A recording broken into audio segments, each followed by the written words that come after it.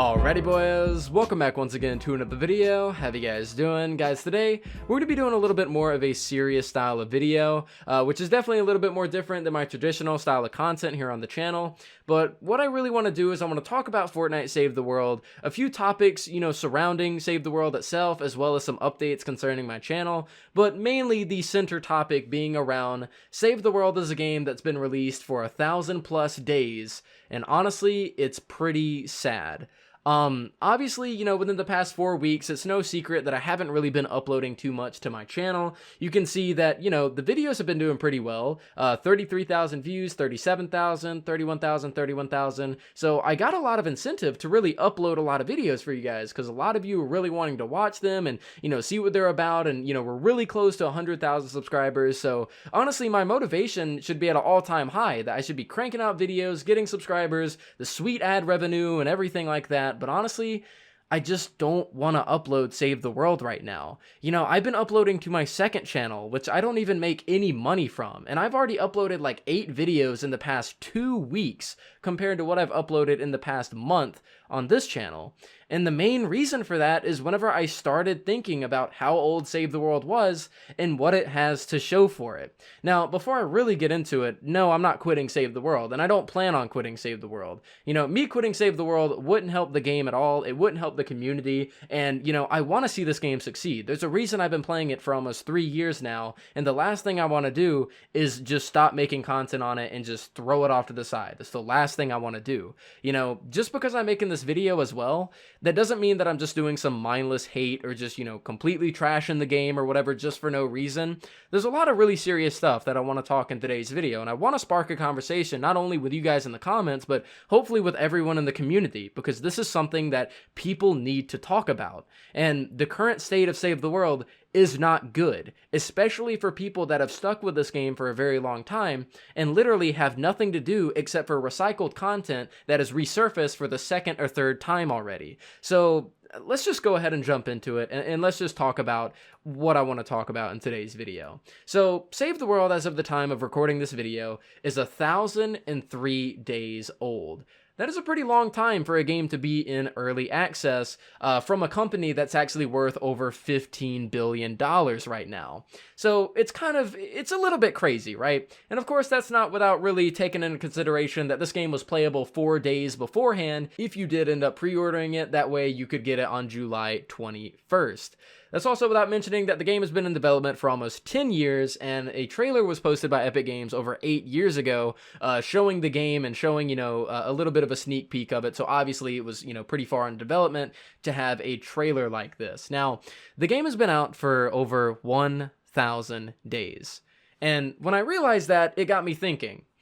We've gone 1,000 days without some of the most important content that this game has been needing for a really long time now. If it really wants to progress and if it really wants to make it anywhere, we've gone 1,000+ days without one of the 4 basic biomes that comprise not only the storyline, but the gameplay loop of Fortnite Save the World. We've gone 1,000 days without Twine Peaks. We've gone 1,000 days without the biome or the quest line, let alone any mention about when we could see it or what update it's going to come in or if they've even freaking started on it. We've gone 1,000 days with no news, no development updates, no mention or anything of Twine Peaks, which is one of the 4 only biomes that make up this game's base game. I've been playing it for almost 3 years, and I've been playing in Twine Peaks for at least 2.5. That means I've been in the same Stonewood biome for almost 2 straight years in the in-game area of the actual video game. Now, obviously, we have stuff like the Plankerton biome, which is a glorified, Stonewood reskin, and then we have Canny Valley, which is actually a pretty refreshing thing. But how have you gone 1,000 days with not just without the actual content itself, but without even mentioning where you are with developing it, or not even mentioning what update we might see it in, or giving us any sort of sneak peek, or just letting us know that you're working on it? This game within the first month that it came out, and let's go ahead and talk about why this is the case. This game, within the first month of its release, had over 1 million players. It had over 1 million people that had paid the 20 slash probably, I think it was just $40 at this time to actually play the game, fund its early access, and stick with it, give it the money that it needs to get on its feet and really become something. That is 1 million people paying $40+ because we're not even mentioning V-Buck sales and buying llamas and everything like that to help fund this game and see it get up on its feet. Now, not even a month later, we ended up having a tweet from Fortnite that, of course, said, introducing Fortnite Battle Royale. Fortnite players can play in the public test now. Of course, you had Lecter. He ended up responding. He said, don't forget about the PvE game. And Fortnite responded, and this comment right here, it really irks me. It says, we sure won't. There's a different team working on Battle Royale. PvE is very important to us, and more updates are on the way. Now, it's pretty obvious, what they're trying to say here and how they're trying to say it. What they're saying is correct. They're saying that Battle Royale and Save the World are two separate teams. What they're not saying is that they completely just gutted the Save the World team and practically moved all resources straight to Battle Royale. But that's not even it. They didn't just do Battle Royale. They took even more people from the Save the World team, which could have possibly maybe been working on Battle Royale at the time, and put them in the creative team, okay? You have an ex-Save the World dev, and this is actually documented via one of the creative AMAs, which is an Ask Me Anything between the devs and the actual community. It says, are you Zach from Save the World? Any chance that creative will get Save the World features so that we can create our own missions? And he said, yes, I am that Zach, and Save the World is near and dear to my heart. Then he goes on answering the question. So this right here, this is, direct proof that you had people that were working on the Save the World team that were taken off of it to work on another project. Now, there's absolutely nothing wrong with being a company and moving employees around to help accomplish different tasks, especially with a project that is just beginning like Battle Royale or Creative. But whenever you do such a thing to the point of the team that you used to have working on the original vision of the game that over 1 million people bought, and you take nearly every resource they have and move it to another area of the game, that's whenever I have a problem. You see, I've played at least 2,000 hours of Save the World, right? At the very least. I've got my money's worth. I paid $40 plus the Ultimate Edition plus any V-Bucks that came, which honestly, I bought the Ultimate Edition to help fund Save the World, but I highly doubt my money even went there. I paid a lot of money, whenever it came to playing Save the World, but I have at least over 2,000 hours, and any of the money that I've paid, I've definitely got my money's worth. But you want to know something? I didn't get what I paid for. And I don't think I am going to get what I paid for. I don't think these millions of people that purchased the game are going to get what they paid for, because what they paid for is they paid for a game that was in early access so that they could help fund it and see it become a fully released title in the future and something that they would enjoy to play from now until whenever they get bored with it. But it's been 1,000 days. And we still don't have one of the 4 basic biomes, we still don't have a properly funded dev team, and we just still have just a whole lot of nothing to show for it. This is just an example of corporate Epic Games. Of course, I'm not going to be talking bad about the Save the World team directly. The fact that we have people that still work on Save the World and they probably really enjoy what they do, I'm really glad to actually know that and know that we have people that are developing this game, because I love this game, and without them, I wouldn't be able to get at least semi-consistent updates or at least a new weapon to mess around with every now and again. I'm not talking about them. I'm talking about corporate Epic Games, the people that call the shots, the people that quite literally scammed over 1 million players out of their money when they completely took all resources and moved it to Battle Royale. That's one of the more bigger things. Of course, you have smaller things whenever it comes to Save the World. Stuff like the Fortnite shorts. And this is just a bunch of little animations that the Battle Royale, art team will end up doing to promote a new skin or promote the Battle Pass and Deadpool. Obviously, this playlist right here, nowhere even close to the amount of Fortnite shorts that exist and the animations that exist, right? But you see how many there are. 30-second, 20-second, a minute plus, a lot of animations that are just simply promoting a very small thing of the game, or, a very small event, or maybe just a skin by itself. Yet you have players in the Save the World department that had to wait, what was it, a year to a year and a half to get the Canny Valley cinematic after you defeat the first Storm King. Not to mention that half of the cinematic, like 30 to 40% of the cinematic that finally got released was recycled content from a trailer that's existed for years. Why is it that the Battle Royale team can create stuff like Fortnite shorts for a single $20 skin, yet the storyline, the official storyline of the original vision of your game can't even get a properly funded cinematic once every year? Of course, the answer is money. Obviously, the reason is because Epic Games makes a lot more money with Battle Royale. And I honestly really hate when people make that argument, because you are right, but that doesn't mean what they're doing is right.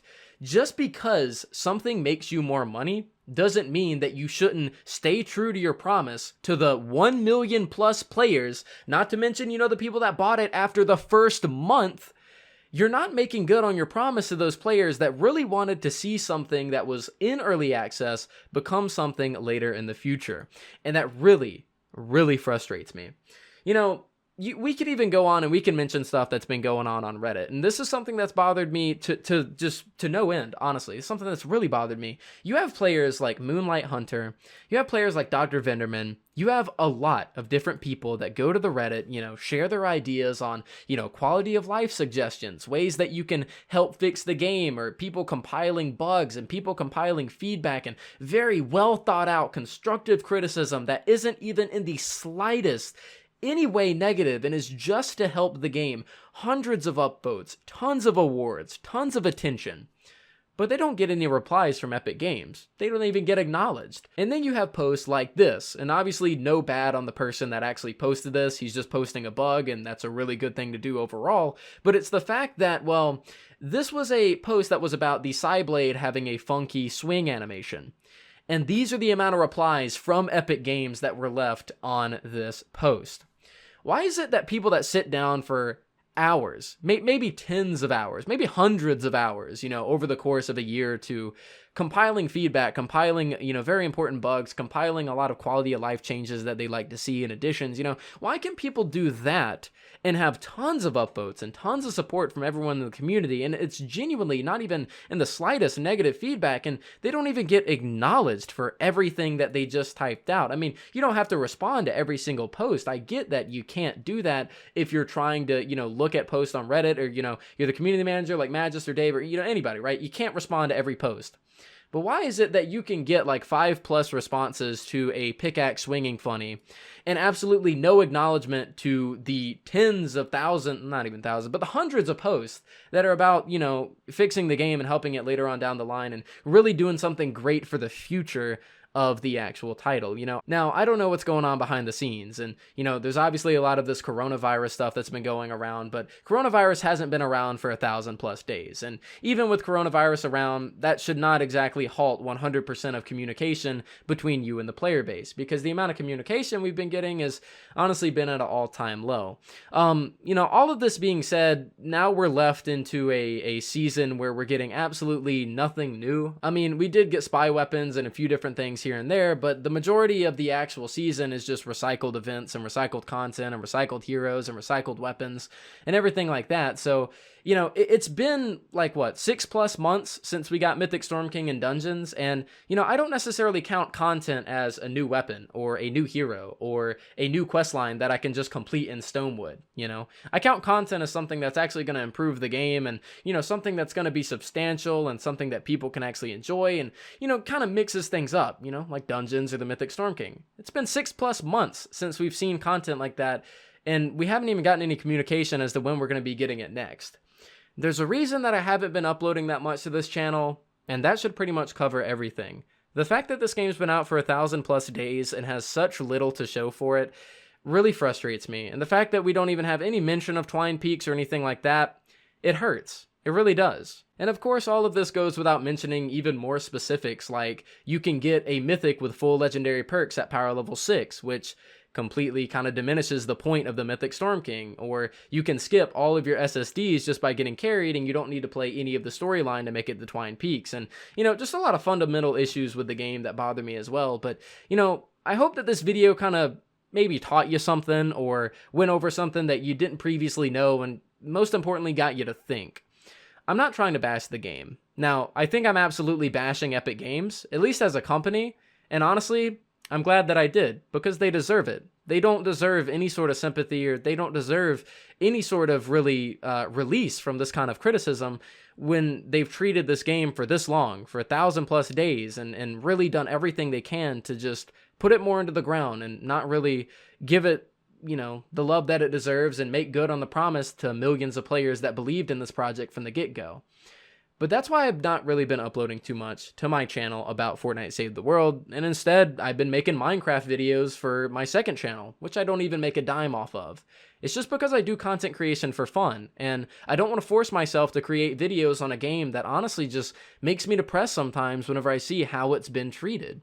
Now, like I said, I'm not going to be quitting Save the World, and if a good Save the World update comes out next week, I'm absolutely going to be playing it and covering it and making videos for you guys when I can. But if Epic Games doesn't do anything new, and they don't give me any content to cover or any kind of new aspect of the game to even talk about, let alone communication for news, then I'm not going to force myself to make a video on a game that has just been giving us the exact same content I've seen 2 to 3 times now for the entirety of the season. So I hope that this video was entertaining, taught you a thing or two, and, you know, genuinely just made you think. It's very rare that I make videos like these, and it's been a while since I've done this. I wouldn't really consider it as much of a state of the game as I would just a look back on the Save the World history and the reason as to why I haven't been uploading as much. But yeah, a little bit of a channel update, a little bit of a Save the World history lesson. I hope you guys enjoyed. Let me know what you guys think down in the comments down below, and thank you for watching.